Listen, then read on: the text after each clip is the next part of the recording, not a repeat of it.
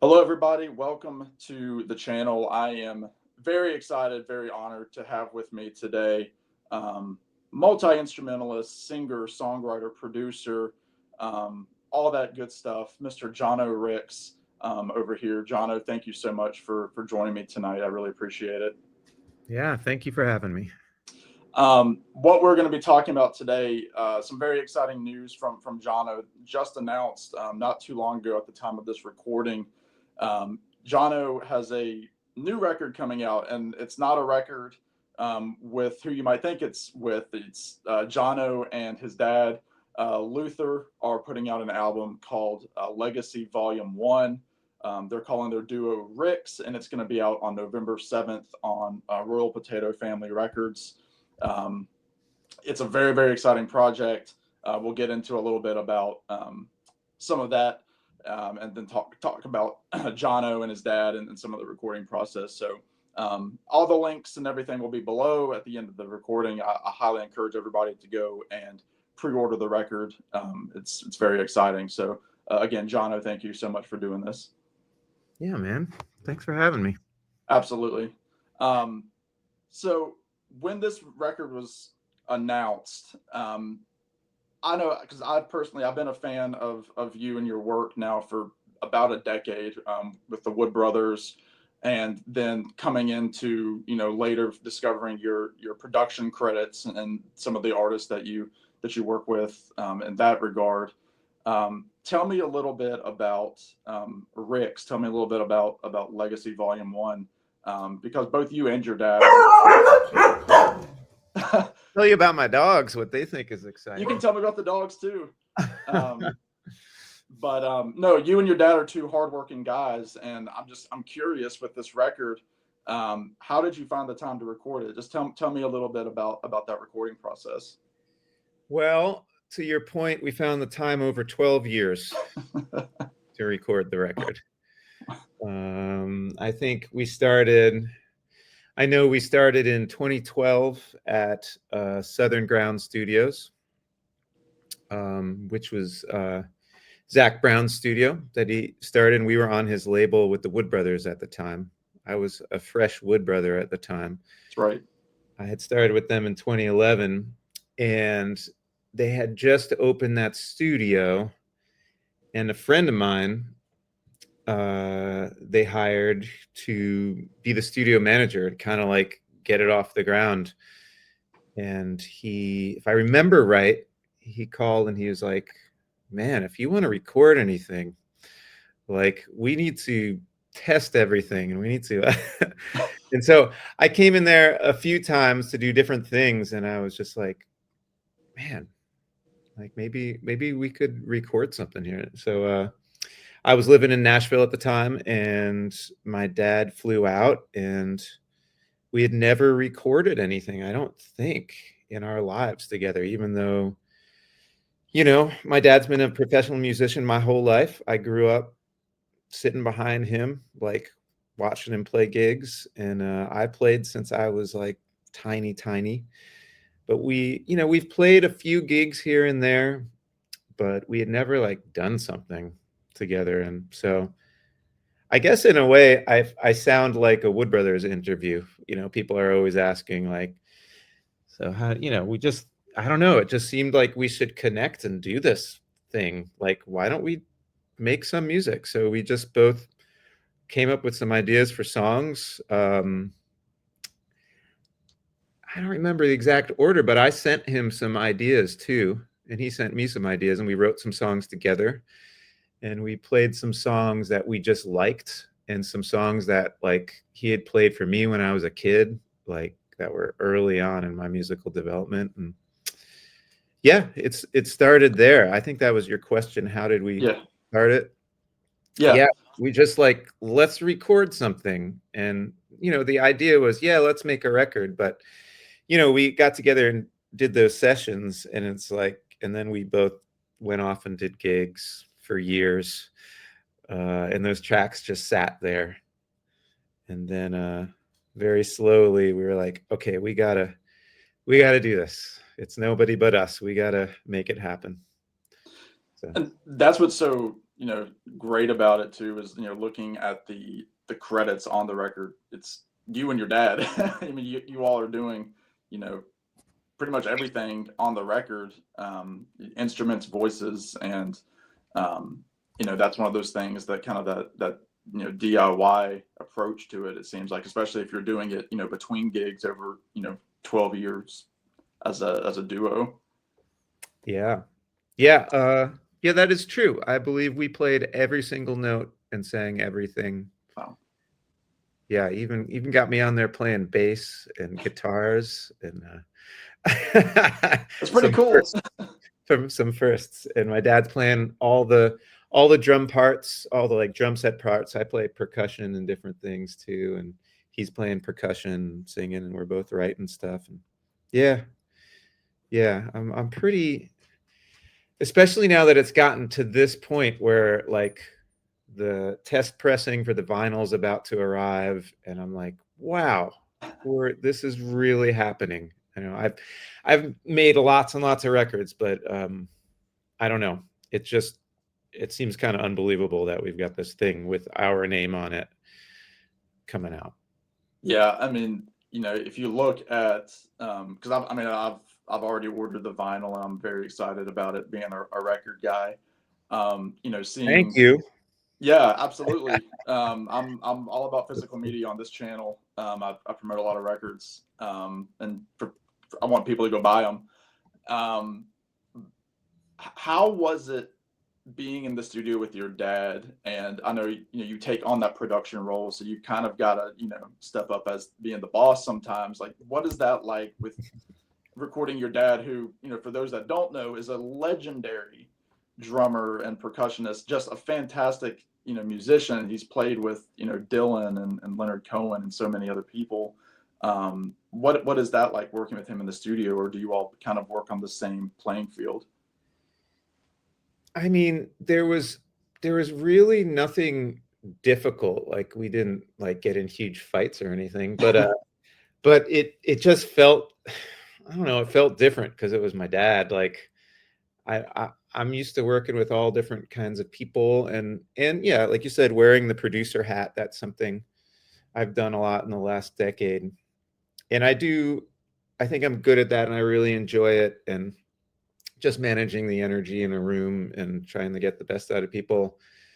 But this was a co-production, and I don't know, it's different. I definitely felt the difference in me, it being my dad. And I think just internally, I don't know,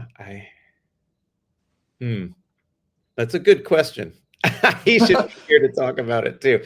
Yeah. I'm curious what he thought about it after being on so many records and then working with me. It's very easy for us to play together and sing together, so things just gel pretty easily. And I definitely inherited a groove from him and a feel, and so we tend to be just like right together with things. But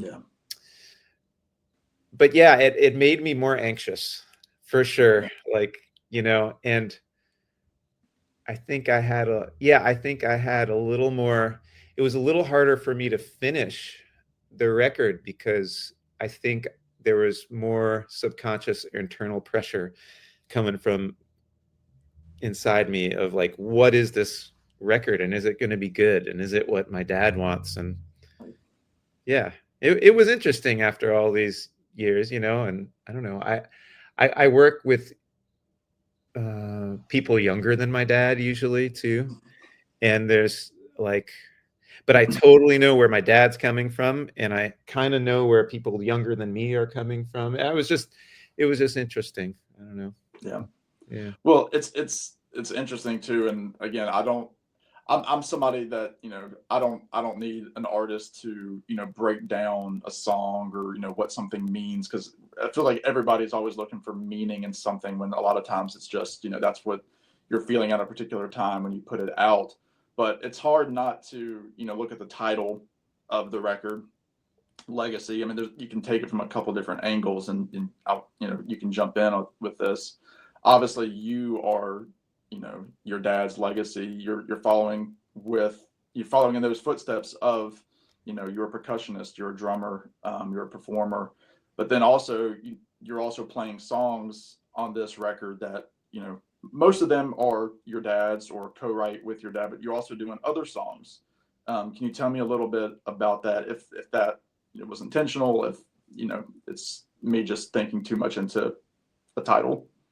Well, I mean, I think with all this kind of stuff, there's like with a title or with lyrics, it's like as the artist, if you have an idea that you're excited about behind it, it doesn't necessarily other people aren't going to necessarily know what that is, but it will translate the like feeling behind it will translate to mean something to them, even if it's not the same thing.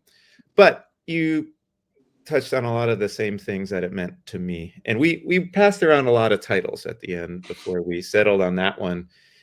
And we had passed that one up. And then when I came back to it, I was like, we had some other title. And I was like, no, this is surely the right title. Yeah, I think it's kind of all those things that you mentioned. I mean, there's the obvious one that maybe I'm his legacy, or he passed down this legacy of being a musician to me and being a drummer particularly.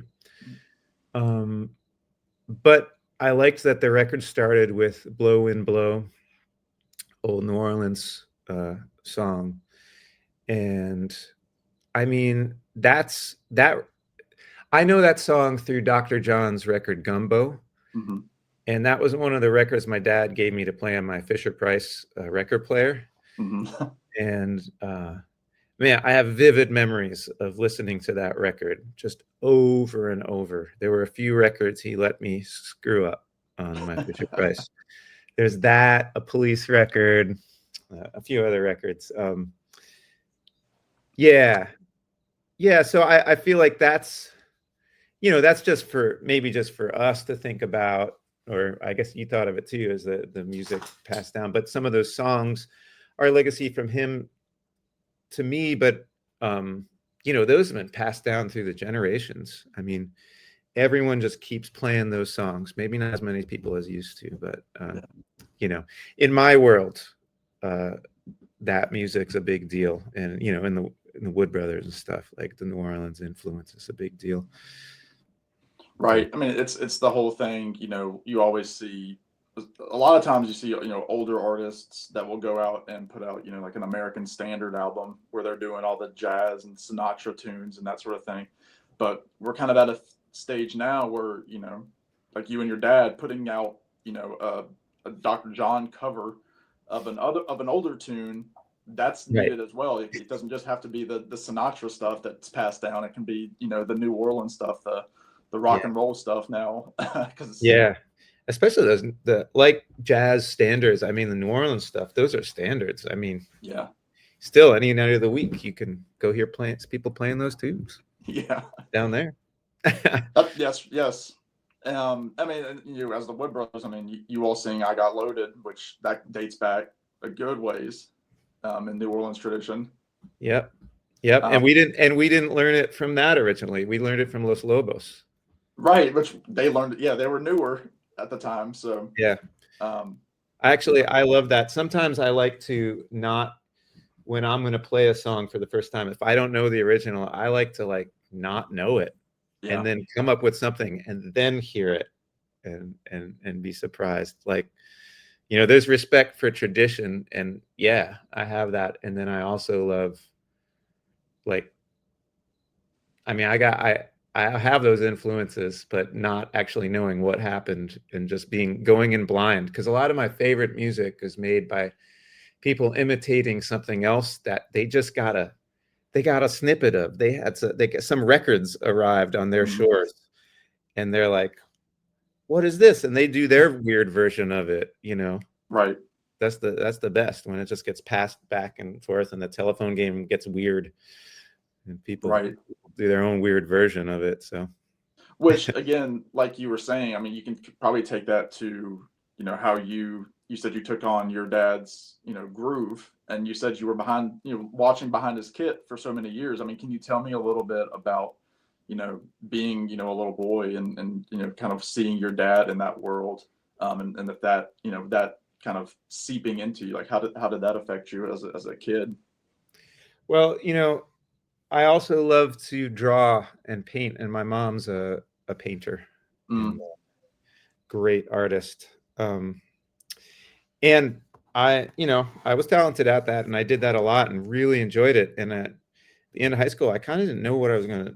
I could have gone either way, I thought, but honestly, there was no contest because I would go sit behind my dad at gigs. When I look back, I was like, "There's no way I wasn't gonna do that." Like, I was already playing like professional gigs from the time I was 13, and I just grew up seeing him on stage. Like when I was tiny, I would be up there with earmuffs, like right behind the kit, yeah. and he's playing a gig. Like there was no way I wasn't going to do that.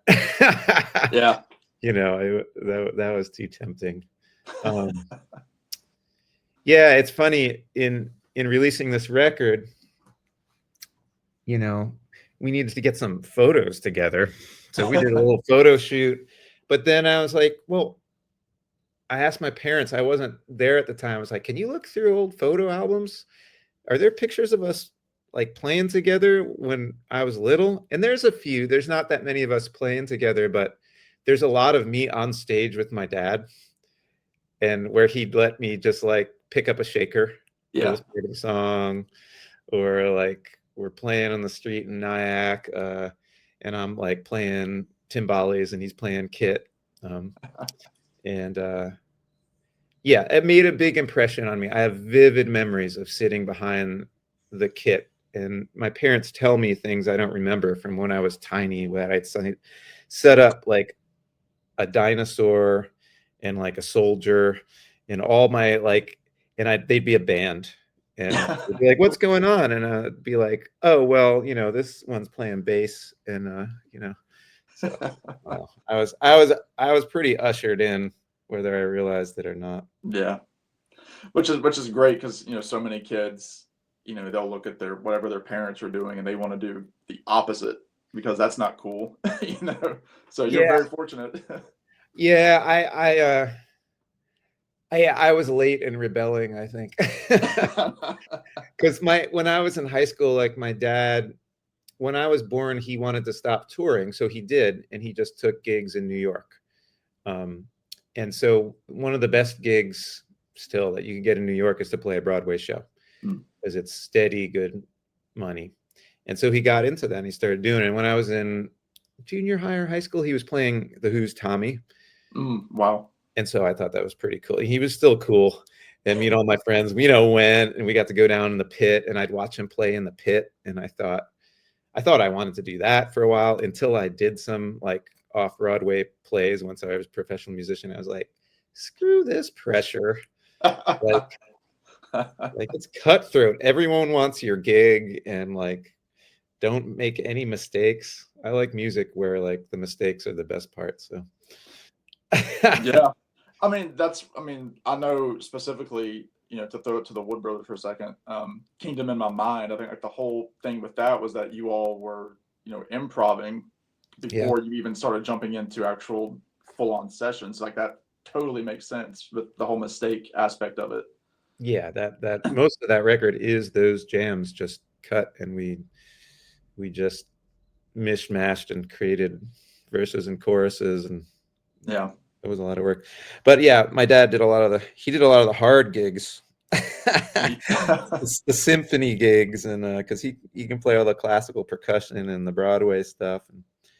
But yeah, I looked up to him, and yeah, and I definitely inherited his feel to an extent. Hmm. To an extent, I am to a large extent. When people hear, if they know my dad and then they hear me, or they hear me and they hear my dad, they're like, oh, like there it is. Like Yeah. that's the thing. We definitely have a similar feel. Well, it's like the whole, whenever you talk about harmonies, everybody says, "Oh, so and so has a great harmony," but the best harmonies are when it's, two brothers or brother and sister or father son. Yeah. So it's interesting that it's also kind of coming across in your playing as well, Oh, how it's it's a harmonious thing. Yeah. I think the one that my dad and I like to listen to the most is the live cut on the record, a song called Down in Nylon. Yeah. And it's just duo at a club in Brooklyn back a long time ago. And the house engineer happened to record it. He just handed us a CD and it sounded good. And it's cool because you just hear the choices we make and the turns we make. And it's just like, I mean, we hadn't been rehearsing. We, I like went home for like the weekend or a week and we're like, let's do a gig. And we, ran through the tunes in the basement and just as a duo. And I was like, okay, I'm going to try to play all this crap just on piano and play all the bass notes in my left hand. And no, it's cool because that one's like really improvisational and that might be my favorite. You moved into that so seamlessly because that was going to be my next question was, where was it recorded and that but you jumped right into it. So with, again, the whole, production side of things, I mean, what always blows my mind is you are like this steady thread throughout so many different artists' lives with production. Like I said, I talked to Seth Walker a while back earlier this year, and his album Why the Worry came out, which is a great record. But I always know when it's you or Brooke on the record, because I'm like, yeah, of course their fingerprints are all over this, but it's it's obviously a Seth Walker record, or it's obviously an Oliver Wood record that you're working on. Like, do you feel like you've kind of got this steady, constant throughout all the records you produce, even though they're separate artists? I don't know. I don't know. I feel like you could answer that better than me. I don't know. I'm just like doing my best to bring out the best in them. And, I don't ever want to be the kind of producer who is like, this is the kind of sounds I like to make. And this is the way let's look at the LA guy who's so famous. I don't want to be him. From the Beach Boys. Phil Spector. Yeah, great records that I've never actually, should I say this? I've never liked. I can appreciate their greatness and I've never liked them. And I've come to realize that certain personalities, then later I learned like the kind of personalities that made it take shape. And I realized these things turn me off and I hear something that came from the approach in it. And like, I just don't care. That said, I'm sure there's a signature sound, especially when I'm working with Brooke, who I work with. I mean, I'm so lucky, honestly. We have the studio that I share with the Wood Brothers and Brooke, and all our toys are there in Nashville. And when I've been able to convince nearly every artist I've ever produced to go there, luckily people tend to like the Wood Brothers and know what we do. And they come to the studio and they're like, wow, it feels good in here. And it's not a fancy studio. I think that's part of why people like it. It's not a cold, sterile Nashville studio. But it's so comfy because I can just look at Brooke. We can listen back to like a first take of something and we'll look at each other and I'll be like, too tight. And he's like, Big Orange. I was like, yeah, mono mic. And like, we know like, oh yeah, let's start at this starting place. We have our things as over the years, our palette develops in that room and we know where we can place things in the rooms. And so I'm sure our stamp is all over it. And I do feel like, I want to bring out the best in the artist and them to be comfortable and happy. But I also think they come to us because they like something about what we do. And we oftentimes will make stuff a little funkier Mm-hmm. And yeah, I think that's part of it. And something about the sounds. You know, we spend a lot of time on the way in on the sounds, and then spend less and less time messing with them in the mix. Yeah. More and more, the less we do, the better, because we take a lot of care in the front end. So I don't know, getting off topic here, but yeah, Well, I guess there's a through line. I don't know. it's there is, but again, it's not like the Phil Spector thing. It's not that. It's not like that. I know when Yeah. it's Jano Rix. Oh, that's cool. Yeah, That's yeah. fun. For me, anyway. My viewers might say, "Oh, you're crazy," but what I liked a lot when I was looking through the track list for the new record. Yeah. 3 song titles in particular, because again, right now, only Blow and Blow is out, which I highly recommend everybody go check out. It's online everywhere. But 3 tracks, Melodica, Folk Song, and Sci-Fi Finale, are, to me, with those titles, they sound like 3 very different types of song. And I know there's a lot of instrumentals on here, and a couple of these are also instrumental. Can you tell me a little bit about kind of, is there anything that we should expect, like this? They're like this diversity between folk song versus a sci-fi finale. It sounds very intriguing as just reading titles without hearing it yet. Yeah, there is a lot of diversity on this record. We kind of just, maybe because we've never recorded before, we just did everything we wanted to do. We just did all this stuff that we wanted to do. So Folk Song is a song my dad wrote a long time ago. And that's an instrumental. The record is about half instrumentals, half vocal tracks. Almost divided it by side, but then didn't quite. It's almost divided by side still, but yeah. So Folk Song is an instrumental that my dad wrote a while ago, and then what were the Sci-Fi Finale? What was the other one you mentioned? Melodica. Oh yeah, Melodica.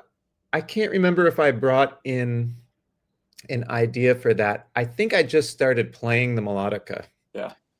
And we played for like 10 minutes. And that's mostly it. I overdubbed like some piano, and I think some piano where I muted it with my hand. Like 2 tracks of piano, as I remember. So that was an improvisation that it kind of like spontaneously composed itself into a few sections. And then Sci-Fi Finale started with us just playing 2 drum sets together. I was playing more in a percussive way, and we improvised. This was all the way back at Southern Ground. And then recording this stretched all the way to our new Wood Brothers studio in just the past few years when I finished that.